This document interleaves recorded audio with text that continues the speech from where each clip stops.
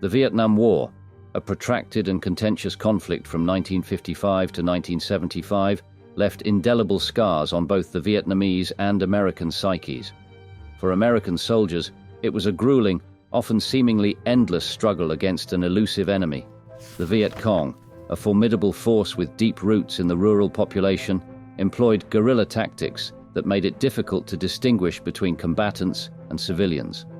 The US military, in response, adopted a strategy of search and destroy missions, aimed at rooting out the Viet Cong from their rural strongholds.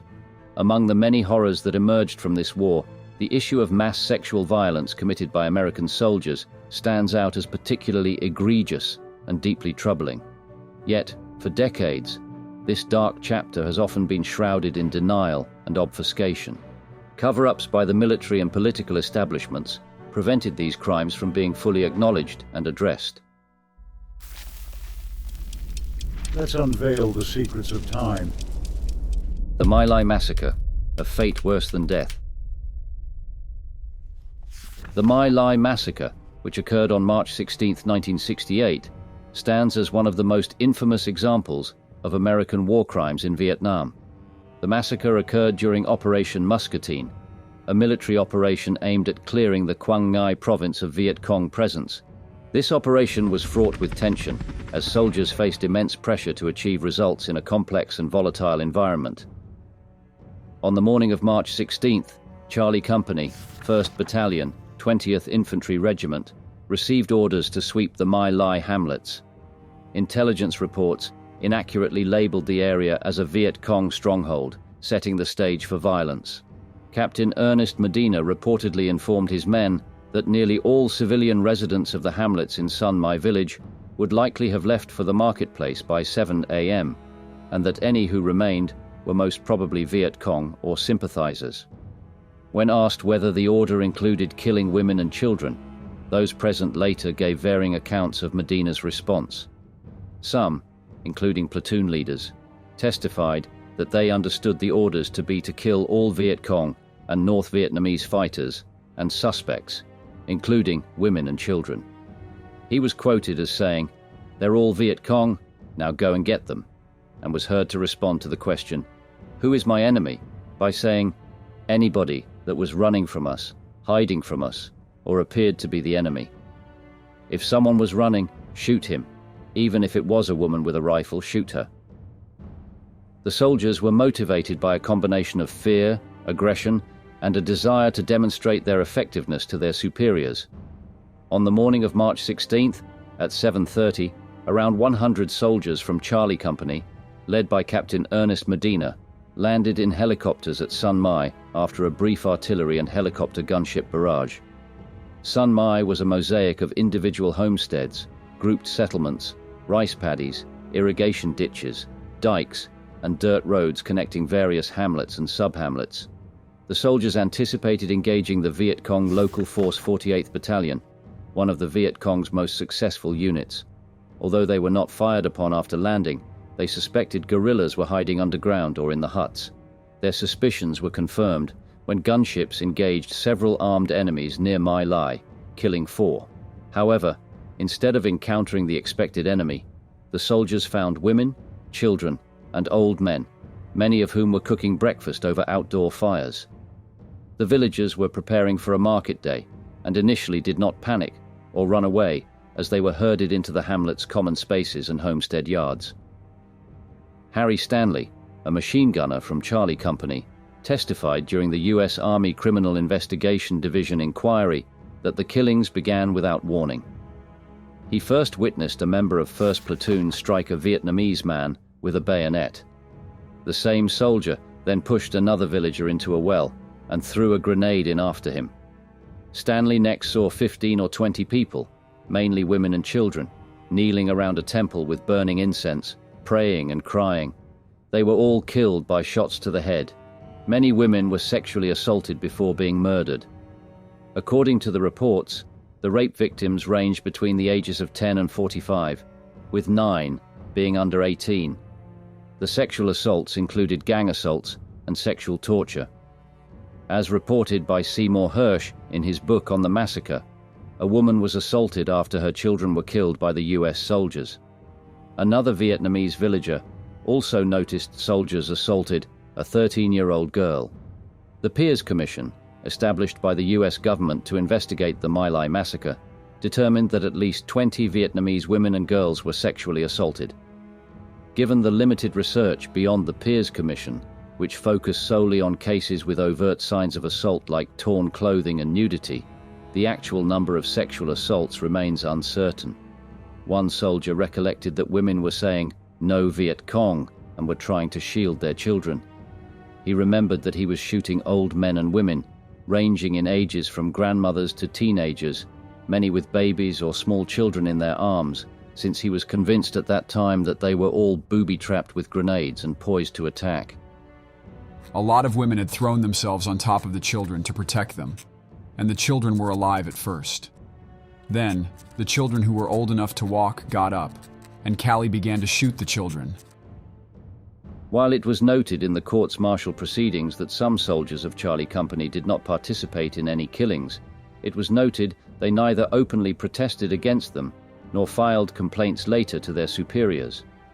While providing aerial support to ground forces in Sun Mai, helicopter pilot Warrant Officer Hugh Thompson Jr. witnessed the widespread abuse and massacre of civilians.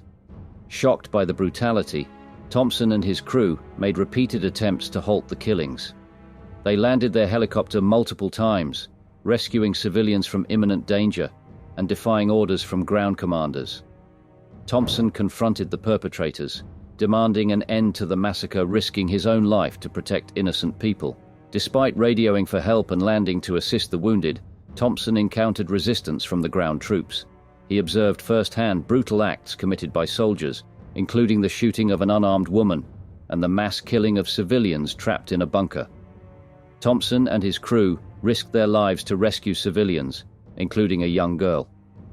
For their bravery, Thompson and his crew were eventually awarded Lesser the Soldier's Medal, the highest honor for bravery not involving direct combat.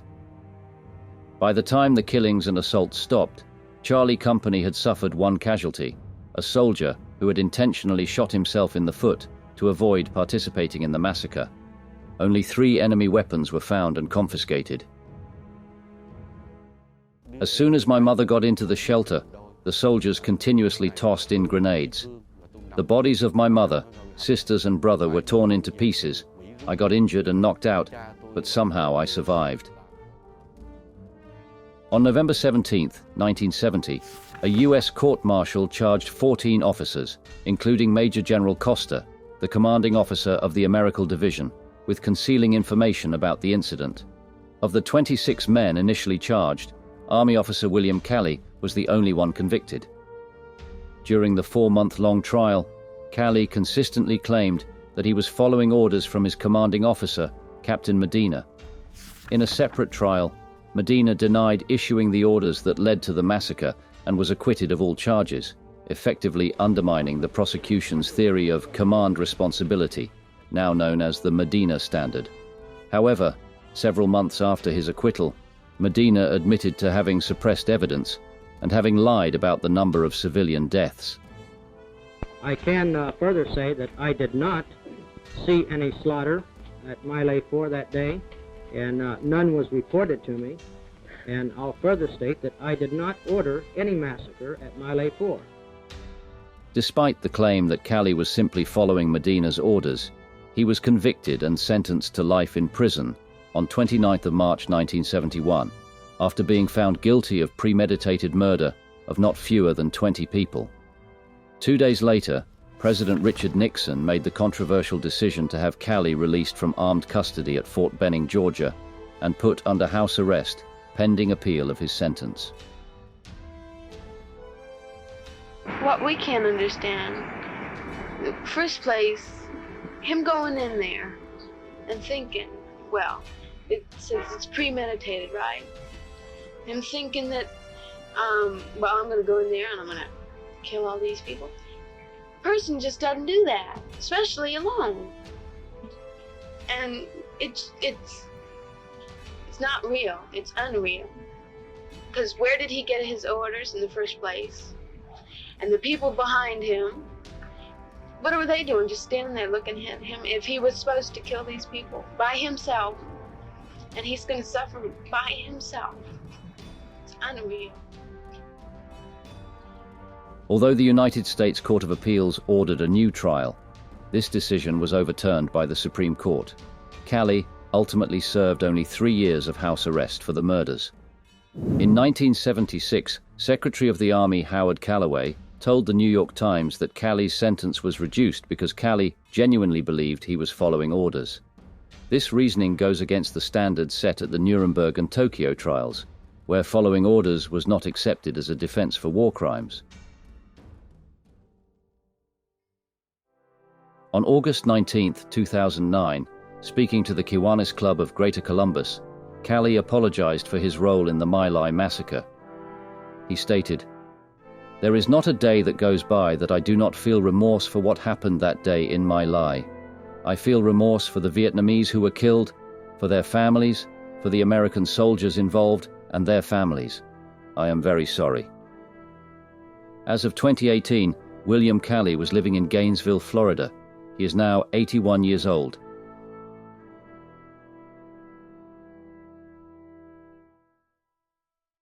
Cry of fear, the horrible fate of Vietnamese women. The widespread sexual violence towards Vietnamese women by US troops was so prevalent that many veterans considered it a routine part of the war. It was a systematic and collective act, amounting to an unofficial military policy. Some soldiers even referred to it as a mass military policy. The horrific reality is that the sexual assault and subsequent murder of Vietnamese women were so common that a disturbing term emerged, double veteran, used to describe soldiers who had committed both of these acts. In one case, 2 US soldiers dragged a young, naked woman out of a hooch. The reporting soldier said sexual assault was pretty SOP, meaning standard operating procedure. The woman was then tossed onto a pile of 19 women and children, and soldiers around the pile opened up on full automatic on their M16s, and that was the end of that. One soldier is said to have pulled a girl out of a bomb shelter and assaulted her in front of her family. The reporting soldier said he knew of 10 or 15 of such incidents at least. One sergeant reportedly told his platoon, "If there's a woman in a hooch, assault her." The nature of guerrilla warfare and the military objectives in Vietnam increased the likelihood of sexual violence. In guerrilla warfare, the enemy is often hidden, unlike traditional battles of past conflicts. Many American military engagements with the North Vietnamese occurred on a small scale against concealed opponents, leading to American military victories being measured in body counts.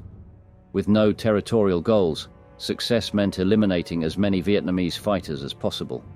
Lacking a clear understanding of who the enemy was and where civilian loyalties lay, sexual violence, and violence against civilians more broadly, became a military tactic. During the Strategic Hamlet program, where soldiers were tasked with relocating villages to fortified hamlets, American soldiers frequently raped women under the pretext of searching for Viet Cong sympathizers. These acts of violence were intended to intimidate and control the population, reinforcing the power dynamics between the occupiers and the occupied. The forced relocation and subsequent abuses further alienated the rural population and eroded support for the South Vietnamese government and its American allies. Servicemen reported using sexual abuse as an interrogation technique, either directly against women or by threatening rape to extract information from male family members. The fear generated by the threat of sexual violence became a potent weapon against the civilian population and the suspected North Vietnamese fighters hiding within it. Several servicemen interpreted their mission, search and destroy, as requiring them to destroy the enemy's will to fight back, with sexual abuse being a powerful means to that end. Revenge also played a significant role in sexual abuse. Booby traps and mines killed and wounded many American soldiers in Vietnam, leaving them without a clear target for retaliation. Several servicemen reported an unconscious urge to attack civilians in response to these assaults, with sexual abuse often being part of this retaliation. The nature of guerrilla warfare instilled a unique fear of Vietnamese women in American soldiers. While it was easy to assume that healthy men were fighters, servicemen were more wary of women. Uncertainty about whether Vietnamese women were combatants often led to a desire to assert dominance or eliminate the perceived threat these women posed to their safety. Ideas of aggression and insensitivity toward women were prevalent, and disrespect for Vietnamese women was ingrained in the culture of some units from the outset. Hyper-masculine beliefs also dictated sexual abuse as a means to get what they needed. Many testimonials reflect the belief that servicemen needed sex to function, consensual or not, an idea sometimes echoed by commanders who ignored abuse if it meant their men were satisfied. Many individuals reported that sexual assault helped bond their unit together, with gang assaults being more common than individual assaults. Several men later said they felt participation was essential to maintaining their status in the group. On 12th of August 1965, Lance Corporal Daniel J. McGee of Company M, 3rd Battalion, 3rd Marines, walked through Marine lines at the Chu Lai base area and headed toward a nearby village. When a Marine sentry questioned him, McGee responded that he was going after a Viet Cong, a statement that raised immediate concern. Understanding the potential implications of his actions and the necessity of maintaining discipline and order, 2 Marines were dispatched to retrieve McGee and ensure that his actions were in line with military protocol. As these Marines approached the village, they were alarmed by the sound of a gunshot, followed by a woman's scream. This auditory evidence of violence heightened their urgency. Shortly thereafter, McGee emerged from the village, claiming that he had just killed a Viet Cong and that other VC were pursuing him. His explanation, however, was quickly contradicted by the unfolding evidence and witness testimonies. Vietnamese prosecution witnesses provided a harrowing account of what had transpired. According to their testimonies, McGee had forcibly entered a hut where a Vietnamese family was sleeping. This family, unaware of the impending danger, was subjected to an unprovoked and brutal assault. McGee seized a 14-year-old girl, attempting to drag her out of the hut. In a desperate attempt to protect his daughter, the girl's father intervened. McGee's response was to shoot and kill him, an act that starkly contradicted his claim of engaging enemy combatants. The girl's escape from McGee's grasp was facilitated by her grandmother once they were outside the house. This act of courage and quick thinking likely saved her life, but the trauma inflicted on the family was irreparable. The violent intrusion and murder committed by McGee shattered the safety and sanctity of their home, leaving deep psychological and emotional scars. In the context of the Vietnam War, McGee's crime contributed to the challenges faced by the US military in maintaining a positive relationship with the Vietnamese population.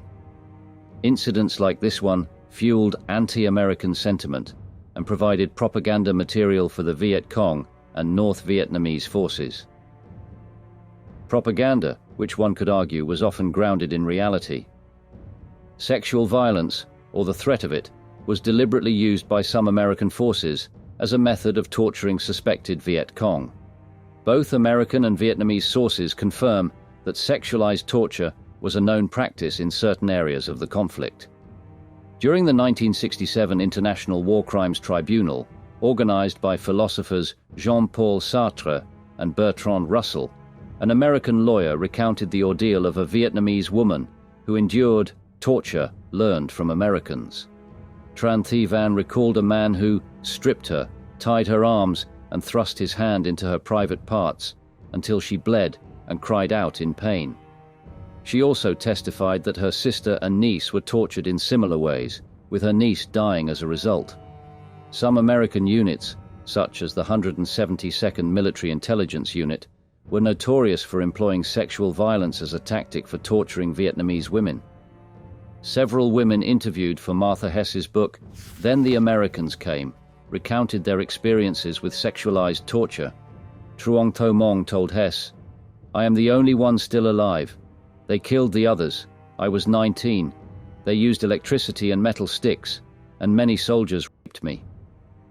Le Dieu, in addition to being assaulted, was also tortured with electricity. They put electricity in my private parts, on my nipples, in my ears, in my nose, and on my fingers. Ley told Hess that she still suffers from the torture she endured during the war. More electricity inside my body, and again they raped me. Even now I bleed. This kind of torture was used to extract information about suspected Viet Cong agents and enemy locations. However, the sexualized nature of this torture reveals something more sinister than merely a desire for information. Americans used military objectives or military necessity as a pretext for committing violence against women. Some leaders even actively encouraged sexual assaults. Daniel Lang's 1969 New Yorker article, The Casualties of War, recounts the experience of a soldier whose commanding officer instructed him and 4 of his comrades to kidnap a woman for entertainment during their patrol. The men sexually assaulted and murdered the young woman they had captured after 24 hours. In this instance, the leader appeared to believe that sexual violence was an acceptable way of rewarding his men or allowing them to release tension. Some leaders certainly believed that sexual gratification was necessary for soldiers to perform well and were indifferent to how their men obtained it. In the immediate aftermath of the Vietnam War revelations, some Americans refused to believe that their soldiers were capable of such brutality. This denial was partly rooted in the strong patriotic sentiment that pervaded American society. Many viewed the US military as a force for good in the world, fighting to defend freedom and democracy. The idea that American soldiers could commit war crimes clashed with this perception. Others attempted to rationalize the massacre by framing it as an aberration or the actions of a few bad apples.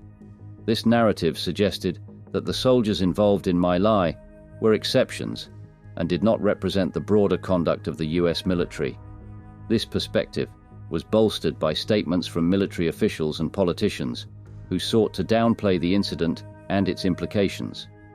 As more details emerged and the scale of the atrocity became undeniable, public outrage grew. Many Americans were horrified by the accounts of indiscriminate killing and the apparent lack of accountability within the military hierarchy. The notion that soldiers could commit such crimes and potentially escape punishment fueled demands for justice. Protests and demonstrations against the war intensified, with the My Lai massacre serving as a focal point for anti-war activists. The incident was cited as evidence of the broader moral and ethical failings of the Vietnam War. Prominent figures in the anti-war movement, such as Martin Luther King Jr. and Senator Robert F. Kennedy, condemned the massacre and called for an end to the conflict. The Vietnam War prompted significant changes in US military policy and doctrine. Efforts were made to ensure that soldiers were better educated about the laws of war and the ethical conduct expected of them. While this sounds good on paper, it is still debatable whether the lessons were learned, considering what happened just 26 years after the end of the Vietnam War.